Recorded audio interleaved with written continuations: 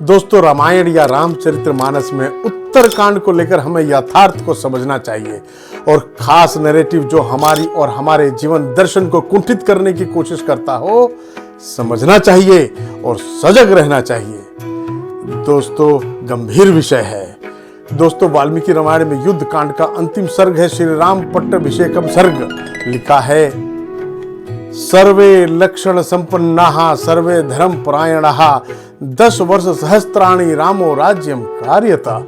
अर्थात सभी लोग उनसे प्रसन्न थे और राम ने हजारों वर्षों तक राज्य किया। और यह कथा समाप्त होने पर ही कहा जाता है भाई, तो भाई उत्तरकांड कहां से आया? एक और बात, देव कथाओं में कथा समाप्ति पर उसको पढ़ने का लाभ बताए जाते हैं। हनुमान चालीसा को ही देखिए, अंत में लिखा है, जो यह पढ़े हनुमान चालीसा होय सिद्ध साखी गौरी सा, तुलसीदास सदा डैश डैश डैश। अतः फल बताने के बाद कथा समाप्त हो जाती है। दोस्तों, अब जरा श्लोक सुनिए जो युद्ध कांड के अंतिम सर्ग की है। देवास्त्र सर्वे तुष्यन्ति ग्रहणाश्वना तथा रामायणस्य श्रवणे तुष्यन्ति पितरः सदा। अर्थात इस कथा को पढ़ने से सभी देवता प्रसन्न होते हैं और इस कथा को सुनने से पितर प्रसन्न होते हैं। अतः दोस्तों, कथा यहीं समाप्त होती है और कोई 7वां उत्तरकांड मूलतः नहीं था। दोस्तों, किसी ग्रंथ की समाप्ति पर फलश्रुति गाई जाती है, अतः इस युद्ध कांड के अंत में ही उपरोक्त फलश्रुति गाई गई है। दोस्तों, शंभुक ऋषि वध प्रकरण जो दलित विरोधी परिभाषित करता है, सरासर गलत है और फैब्रिकेटेड है और जोड़ा हुआ है, सिर्फ और सिर्फ हमारी आस्था को डिगाने और हमें व्यथित करने के लिए।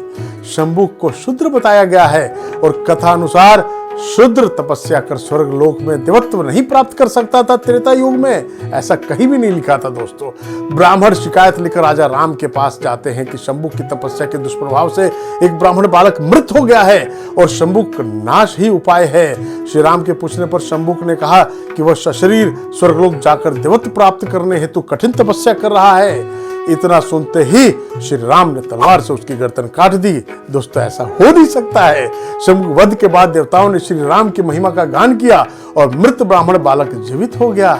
दोस्तों, ये सब नैरेटिव है, गलत नैरेटिव है। दोस्तों, हमारी संस्कृति में वर्ण व्यवस्था है और शुद्ध भी ब्रह्मत्व प्राप्त करता है अपनी योग्यता से। डाकू रत्नाकर भी महर्षि वाल्मीकि बन जाते हैं, अपने ज्ञान और धर्म से महाकाव्य रामायण की रचना करते हैं। अतः मित्रों, इसमें विरोधाभास है। उसी रामायण में महर्षि कैसे विरोधाभास निष्कर्ष दे सकते हैं जिसके रचयिता वे स्वयं हैं? जो प्रभु श्री राम शुद्ध सेवरी के जूठे बेर खाकर अपनत्व का परिचय देते हो और केवट के प्रेम को आत्मसात करते हो, वे प्रभु श्री राम कैसे विरोधाभासी हो सकते हैं? दोस्तों, आपको नहीं लगता कि यह सनातन और श्री राम के प्रति षड्यंत्र है? इंडोनेशिया और बंगाल के रामायण में यह उत्तरकांड का भाग नहीं है। और अगर आप इस कांड से पहले की रचना को ध्यान से पढ़े तो लेखनी में स्पष्टतः फर्क है। उत्तरकांड के राम का व्यवहार बाकी 6 कांड के राम के किरदार से भिन्न है, क्योंकि जो श्री राम निषाद को गले लगाते हैं, शबरी के जूठे बेर खाते हैं और वनवासियों से मित्रता रखते हैं, वो उत्तरकांड में शूद्र शंभु का वध वशिष्ठ जैसे महान ऋषि का आदेश पर कैसे कर सकते हैं? ये समझ से परे है। और तो और श्री राम ने तत्कालीन परंपराओं से अलग हटकर एक पत्नी व्रत का पालन किया था। दोस्तों, उस काल में पुरुष कई शादी करते थे। मर्यादा और सत्य की रक्षा करते हुए श्री राम ने अपनी पत्नी सीता जी को राक्षसों से मुक्त करने के लिए असंभव को भी संभव कर दिखाया। तो क्या श्री राम किसी मूर्ख के कहने पर अपनी गर्भवती महान पतिव्रता पत्नी को परित्याग कर सकते हैं? कैसे कर सकते हैं दोस्तों, राम कथा पर सबसे प्रामाणिक शोध करने वाले फादर कामिल बुल्के कहते हैं कि वाल्मीकि रामायण का उत्तरकांड मूल रामायण के बहुत बाद की पूर्णतः प्रक्षिप्त रचना है।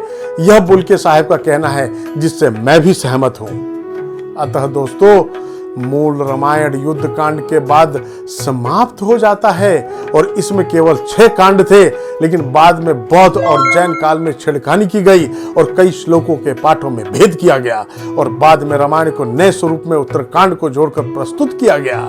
इस तथ्य को समर्थन देते हैं श्री किशोर सिन्हा जी अपनी एक शोध पुस्तिका द्वारा, जिसका शीर्षक है राम ने सीता परित्याग कभी किया ही नहीं। इस किताब में सारे तथ्य हैं जो उत्तरकांड को नकारते हैं। मित्रों, तमिल का कंब रामायण, तेलुगु का रंगनाथ रामायण तथा बंगला के कृतिवास रामायण युद्ध कांड में रामाभिषेक के बाद समाप्त हो जाता है। इनमें लव कुश कथा नहीं है। बाकी आप सब स्वयं समझदार हैं और विश्वास है कि झूठे नैरेटिव में नहीं फंसेंगे। कहा गया है दोस्तों, हरि अनंत हरि कथा अनंता, कहीं सुनहि बहुविधि सब संता। रामचंद्र के चरित सुहाए, कल्प कोटि लगी जाहि न गाए। आप सब स्वस्थ रहें, प्रसन्न रहें और मस्त रहें दोस्तों। नमस्कार दोस्तों।